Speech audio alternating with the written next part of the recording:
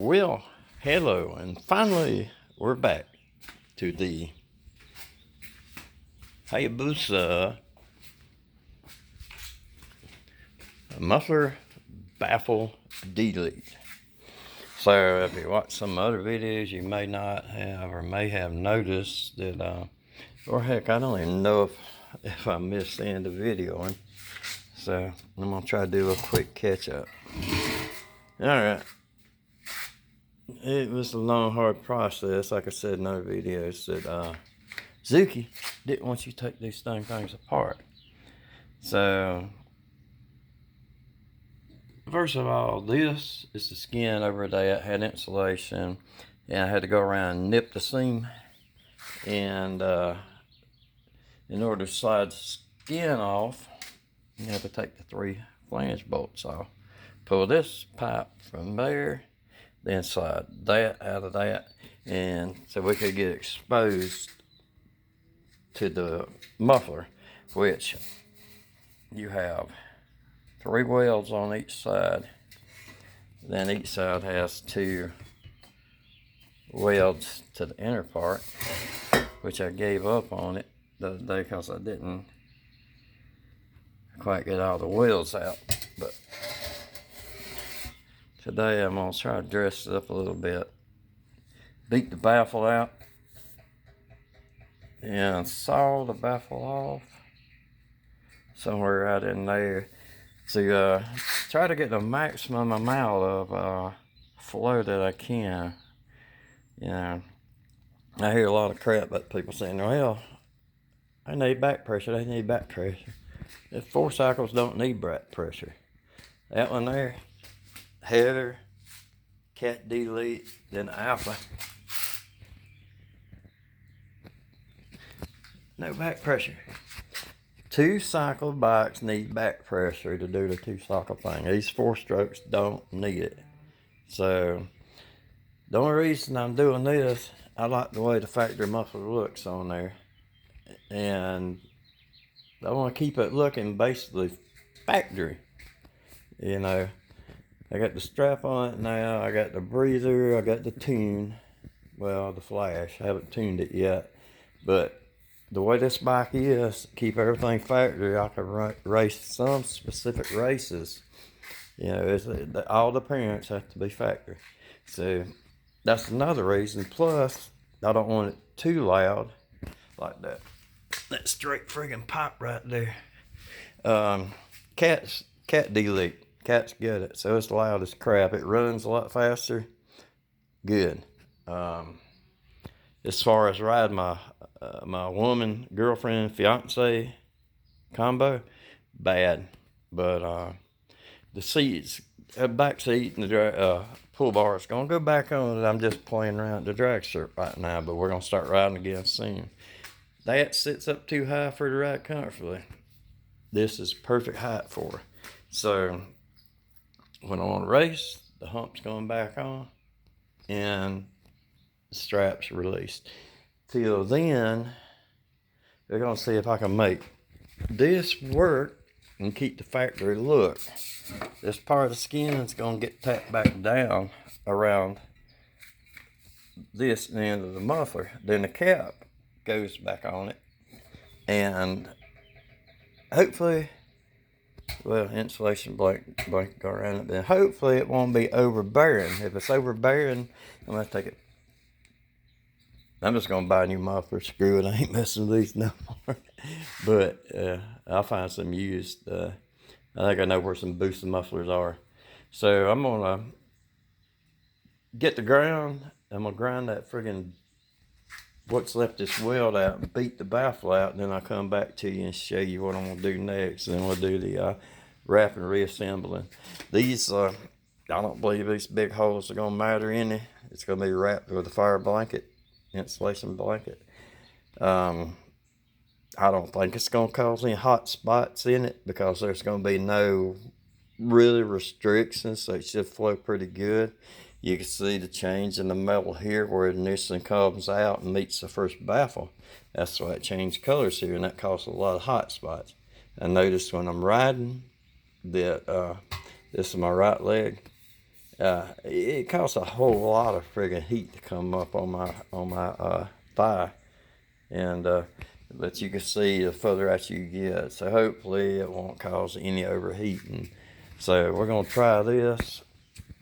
There's the other one right there. I still got to cut the welds off the end screw, but this is the one I'm gonna work on right now. Cause I got to start on my WJ product. Those have got to go in. I'm ready to start riding it.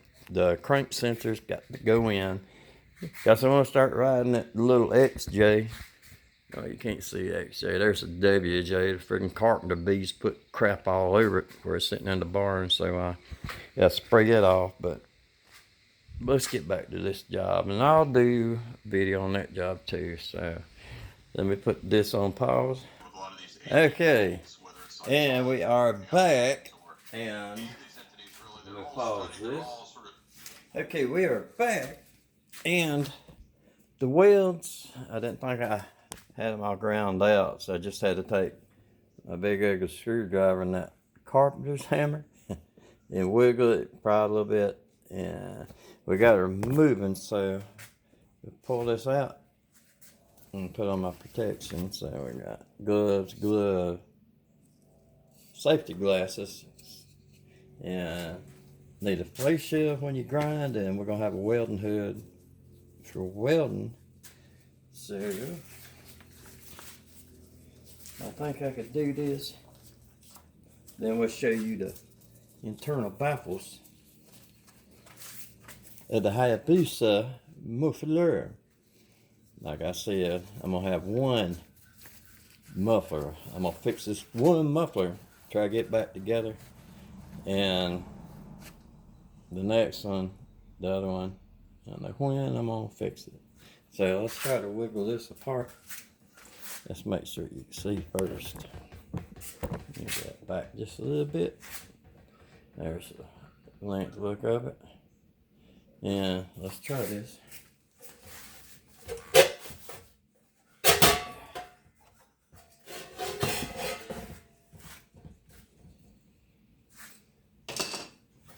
And dang safety glasses. So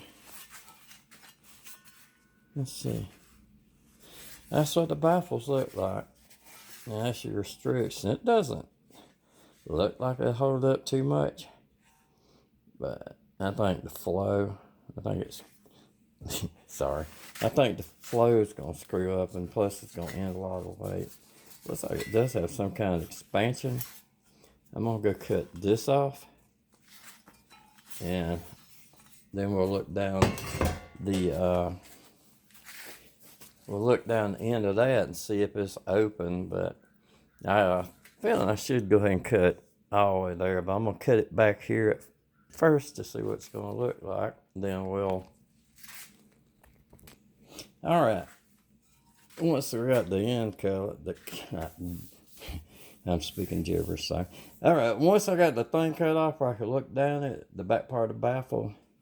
This does have some dampering in it, some sound dampering, little holes and all that. So I'm gonna leave this on it.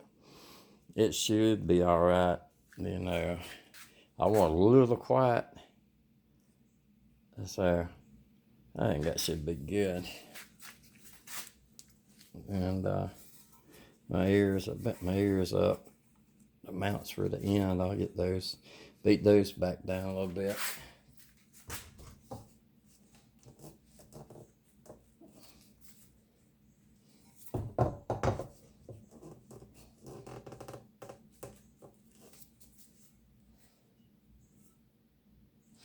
All right, we got those beat back down. Now we're gonna slide this back together, and then we're gonna weld it. Let's see how this go.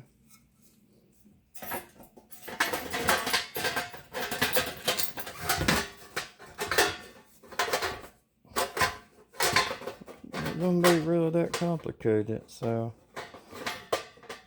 we're gonna drag that welder out and stick this thing. Okay, we're out here in the welding shop now. That's my welding shop. So, you know, I got the Harbor Freight MIG gun. It's a MIG 170. I used it one time to repair that windmill. So I'm gonna have to tack it, put a tack gear, roll it, beat it in, tack it, and then put about a 1-inch weld where that was. But I can't show that because I don't have the welding filter on this phone. So we'll get back with you just in a minute. Okay. Well, I'm about to drop the camera. Okay, the end is welded back on, and I'm gonna attempt to wrap that fire blanket back on, get it tight enough, and then stick it in there.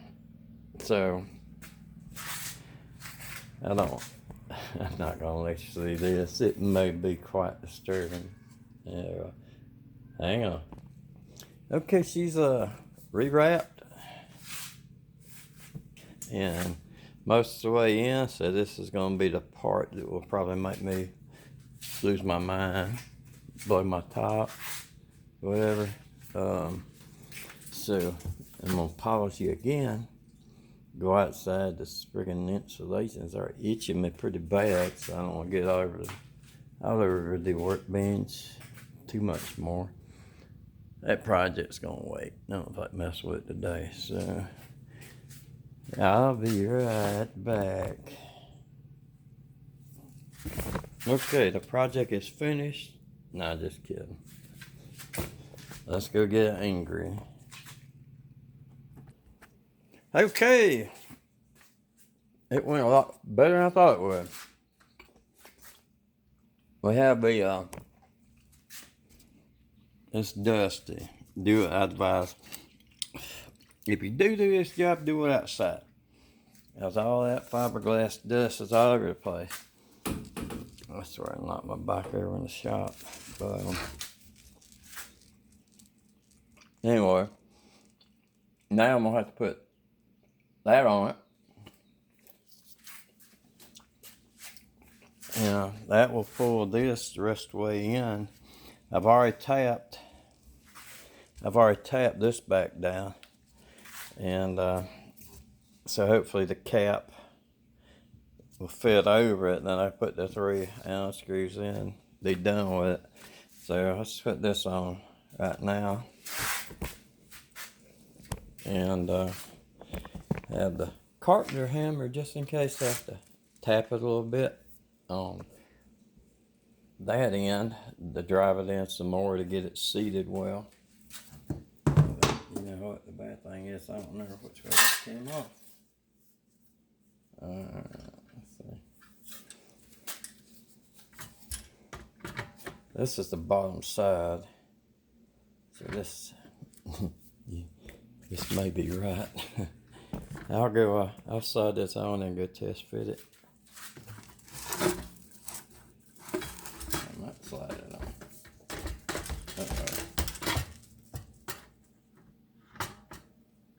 But let's see. Alright. Let me put one nut to start it.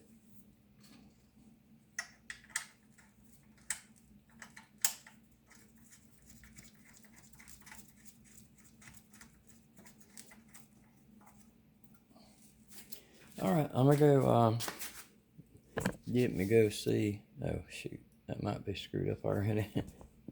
Alrighty. I don't know, according to that one. Curls in. No, I got it backwards. I must go ahead and change it. Okay, got a lot of fiberglass dust, but that's in. Pull up tight. That's on this. And now it's going to see.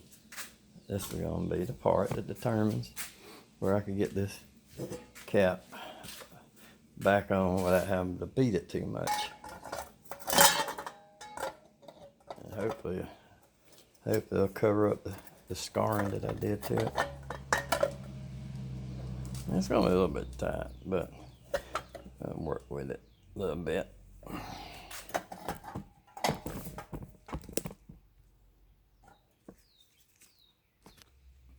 Okay, I got the cap slid on, and I seen one thing.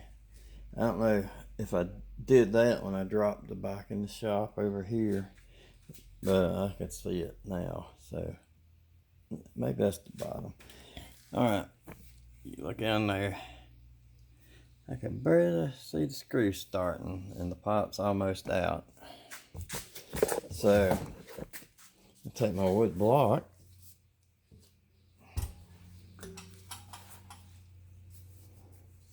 So a little bit there. A wood block and my carpenter hammer. Yeah, it may be a little noticeable right here. I think it's covering it. No, that screw hole's flush. That screw hole's flush. Let's see if we get some screws started. Hey, that wasn't that handy. Yeah. This is the first obstacle that you have to overcome. If you do this, that's the first indicator that Zuki didn't want you messing with her mufflers. They took and put a chrome, they put a chrome friggin' welded the screw. All three of them's got a little tack on them. So the way I did it, I took a Dremel and very carefully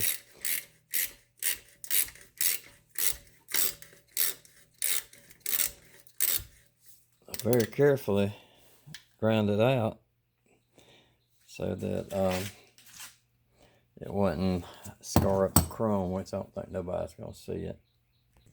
Okay, I'm finishing up this video. I got all of it complete back together. I got one end.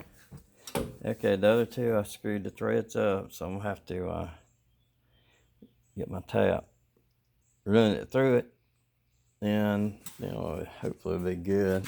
So I do a on bike update once I get that other muffler. So I don't know when it's gonna be, but look for the video of the sound of a gutted baffle delete Hayabusa. Peace out.